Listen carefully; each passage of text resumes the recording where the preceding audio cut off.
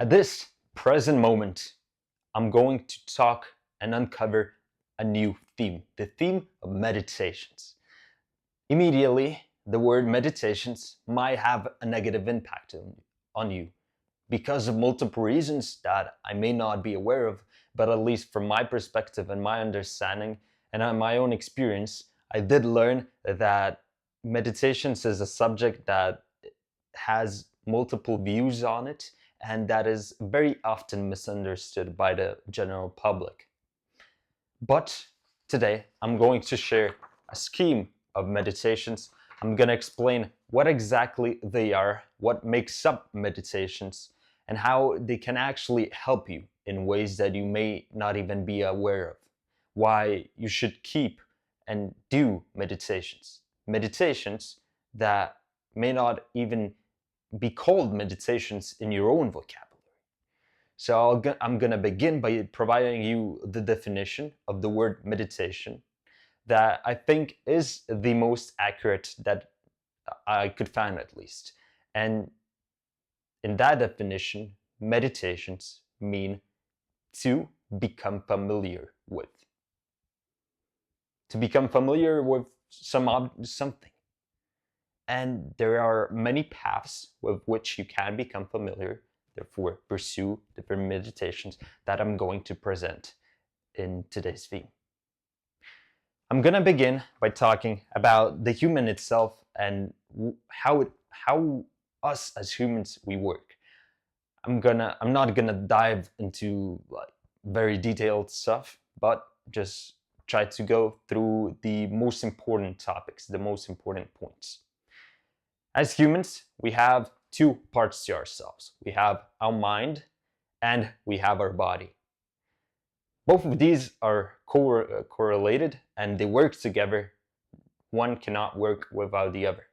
One change that I'm gonna apply from here on out is that I'm providing to you, as you can see, the entire model, the framework that I've already established about this theme so that you don't lose your time if you don't want to listen to the entire video. But please stay and stick around if you have time, because I think that since I've established this, there is a lot of unsaid that still needs to be put in detail, put in words. And so if you can, stay around. If you can't, have a look, try to understand this, because I do think that this is still very valuable. So if we look now at the first and most important part of this, we have to establish the human structure. The human is made out of a mind and a body. Both are related, both work together. In this specific instance, I'm gonna be separating the body into two parts, the movement and sensations. The movement can be any type of movement. The sensations including all of our senses, everything that basically we feel. But the emotions are a separate thing in this instance. We have that other side, the mind, which is separated into those emotions, and the thinking. The thinking then goes in two paths and connects to slow and fast thinking. Those are two types of thinking that I will be expanding on later on in a different video, not this one. And the slow one consists of reasoning and imagination. But I do think that I still have to give you a little bit of detail about this. So just if I try to say it quickly, fast thinking includes basically our unconscious thinking, everything that we just say, do, think of instinct, just like that, without any critique in our mind. And this critical thinking, when that critique, that really deep thinking, that comparison and all of those processes, when these appear, then we switch from that fast thinking to the slow thinking. The slow one is more powerful, yet it does use a lot of energy and we cannot sustain it for a long period of time. Therefore, we are still very dependent on our fast thinking. The fast and the slow both are affected by our mind and our body. This is very important to understand because all of this holds a value that we must manage to ingest and make it sense to ourselves. Only when we are aware of how we function can we basically fully control ourselves. But even in those cases, you could debate that you cannot. So let's move on, now that the structure of the human is established, to how the inputs affect us and how the meditations can influence all of that. Why do we need basically those meditations? But now that I'm saying this, I realize I haven't yet explained to you what are meditations. So you remember when I said to become familiar with? Well, now here, when we have all of those paths, we can basically isolate any of them, and by the sheer fact of isolating, we are entering into the zone of meditation. So for example, you could choose the path of movement. You could go for a walk. And if you do not have too many external inputs, that could be considered as a meditation. By external inputs, I would mean in this case, let's say music, let's say another person to talk to. When you isolate just movement, or you yoga at home, basically any type of movement, when you really focus on that and try to leave all of outside thoughts not in that moment, but just focus everything on the movement itself, that would be a meditation. You could focus on your sensation, on any of your senses, for example, on your taste, on your smell, on your hearing. All of this selective focus does equal to a type of meditation. You could also go for thinking. Even thinking can be a meditation. For example, if you just sit and think about something, or you just try to be mindful and not think about anything. There are plenty of types of meditations. I don't even think that there is a limit to how many of combinations of those things you can come across. But it is still tricky to see the limit of how many paths you can use together and still have the benefits of meditations, because once you follow too many paths at the same time, it's not a meditation anymore. You cannot become familiar with plenty of things at the same time. You have to pick the least amount of these, and that's where you achieve the fullest meditations. So now that I explained what meditations are, I also want to provide you a little bit of an explanation about my scheme about how they work in us. Now, this is purely hypothetical, and things might change later on when I find out more things. But right now, I do think that when we get exposed to inputs that I covered in a prior video, and by the way, this theme of inputs will get repeated a lot of times from now on. So if you haven't listened to what I had to say, go and watch that previous video. You can also just skip to the end of it, I believe, where I provided the entire diagram of my view on inputs, if you don't have time to watch it. And so in this time, we are not focusing on the input itself, but we have types of combinations of inputs. So when we get exposed to inputs, and when we get exposed to multiple inputs over a certain amount of time, there can be the quantity and the quality of those inputs can differ. And here, what I want to focus on is the high density inputs and low density inputs. In this particular instance, I will consider high density inputs as a bad kind and the low intensity inputs as a good kind.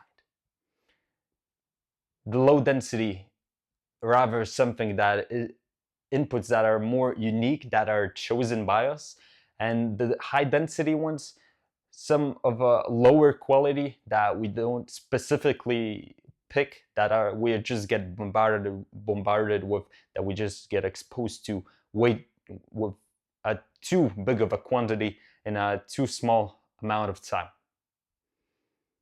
However, still, even those high density inputs, if we just take this term that I've provided here, high density inputs can be fine for you. Our brain is still capable of absorbing vast amounts of information. So not just small quantities of inputs is not something that is necessary to aim for all of the time. Moving on, when we get in contact with either of these two types of combinations of inputs, we then reach some internal filter. A filter that is in our head. And there many processes happen. The ones that I want to share this time are the normalization, the comparison to our memory, to all of our past inputs, what they have constructed. That fruit of our past is now working with the present, what we are colliding with. And these new inputs get compared, and our brain tries to make sense of them, try to make them seem normal, try to see how they relate with prior ones and what do they mean. Anyways, after a certain type, when all of those inputs pass through that process, then they go through integration into our brain, and an outcome is created. Now, there is no just one output that gets established after this process, multiple ones actually, but I'll say it in that way.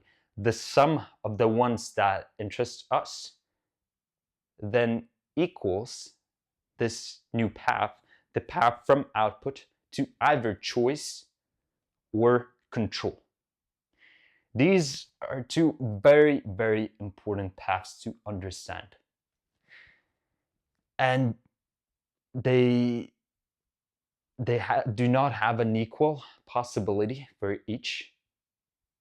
They depend of the prior, whether you were exposed to low density inputs or high density inputs. Let's first cover the high density input side. In that way, if you are exposed to too many inputs for a too long of a time, then what will happen is that you will go down all of the way to the control side. And this is not a good thing.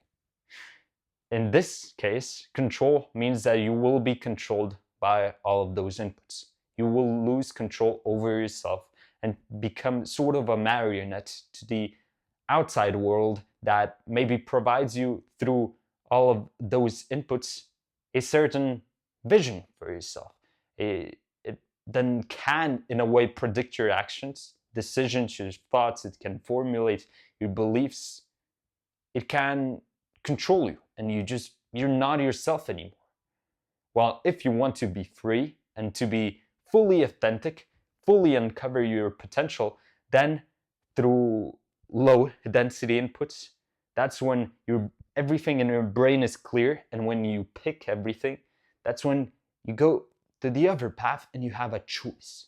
You have the freedom, the liberation to do basically anything that you want. You can actually be you, and because the inputs were clear, you now have the clarity on your situation and where you want to go. In the same time, because of that now clarity, you can have more awareness of what is happening to you. Therefore, you can navigate through daily life situations, thoughts, beliefs, anything that you are exposed to in a better fashion. And so if we try to apply this knowledge in our modern society, let's say avoiding all of those what are all medias, let's say, that those are high density inputs. By avoiding those and picking some specific activities that you enjoy, that maybe bring you some actual value, would be a better choice. It would provide you the path to uncovering and living with you, and not a persona, a human that is created by the society. Although I did mention in my previous video that we do not have a free will, still, by focusing on the inputs that you will come into contact with, and you then can have some of that will, and at least choose a path, choose a version of you that you are happy with, that it is you who chose it and not someone else. In my view, this is what we should all aim for, and I don't see the point of being controlled by something else, by someone else, and just living life that basically is not yours. Now I see that I haven't fully finished the loop here, and so after the output that then connects to our present state, we can make a decision what is the next output we want to get exposed to, because we can strive for some inputs or run from others. If we see that we will be exposed to something we don't want to be exposed to, we can try to create all sorts of internal protections against that thing. And the present state, of course, connects with the human side, with us, with just us as human beings.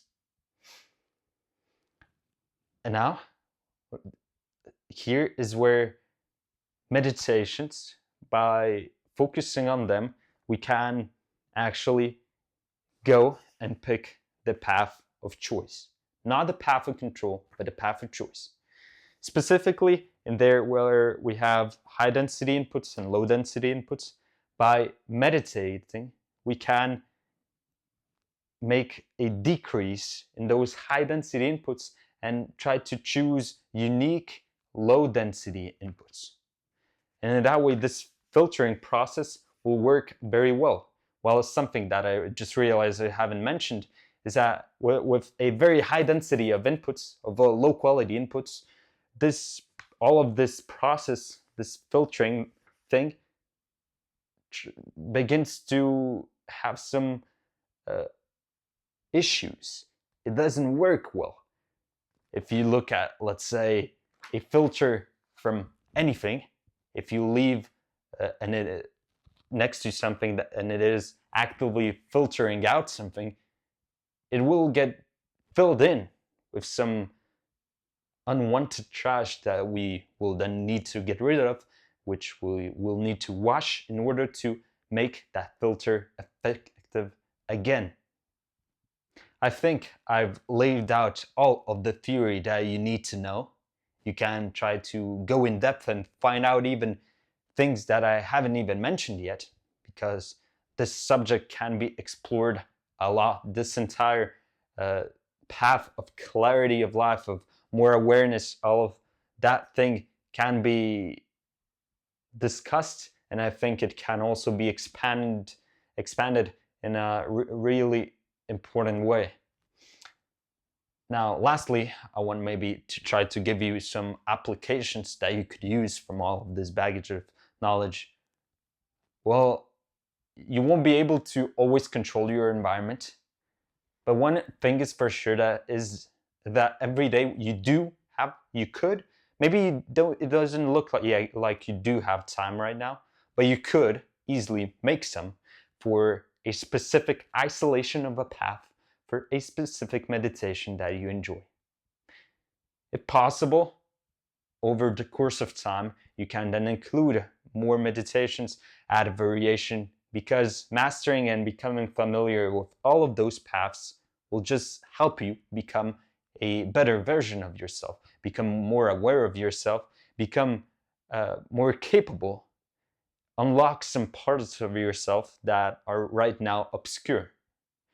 Something that is really important to realize, though, is that we are the fruit of our previous inputs, of all of our habits and everything, and therefore some parts of ourselves may already have solidified, and breaking them is uncomfortable, as well as it can really be dangerous in a way that by breaking them we will lose some of who we are right now, of an understanding of who we are as a person, of what we bring, and that can be dangerous, this loss of meaning.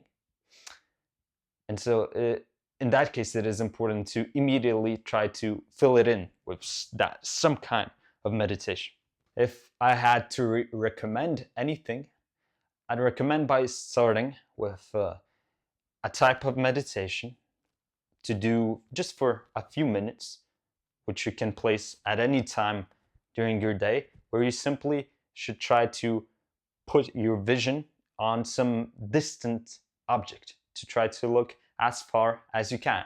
This will be a great exercise for your eyes, since in our modern days we tend to always spend most of our times looking at something right in front of you. And so that would not only just help your eyes, but also in that specific time you could try to not think about anything and try to just feel what is happening around you. But you could also try to cultivate, let's say, some specific train of thought, of sense of or emotion. One thing that I do believe is very easy to apply and brings a lot is the action of priming. I've encountered this recently, and I do see that it connects with meditations really well. And by priming, if you don't know what it is in the morning, if you can, just before leaving, before doing anything big, you can try to induce yourself with memories of that bring you some positive emotions. You can go for some prayer. It doesn't even, if you're not religious, it can also just be by yourself, to be just to try to feel grateful and to try to ask the universe, or I don't know what, just to give you some strength to pursue your day, to help you give the most. Because in life we cannot just take, we also have to give. If we just pick one of these things, we will never be truly, fully fulfilled. One more thing that I forgot to mention before is that meditations are important to all of us, even to monks, to anyone that has meditated just thousands and thousands of hours. Even those people should continue meditating. That is because the benefits of meditation do get stacked up over time. We do get that, those do bring us a lot of benefits and more of them. But if we stop meditations, then those benefits try to break down and decrease. And just our sense of awareness, I think it does not have a limit on its own. So meditating is just an action, an activity that we should pick and continue throughout our entire lives. And it should not be a task. It should be something that we enjoy. And I think it really can be something like that. It can show itself in silence or in noise. Both, of course, are needed, but we can pick whatever we want. And lastly, I have one last favor to ask of you. It is, please hang on to your life and carefully choose and look at the branch you're hanging from.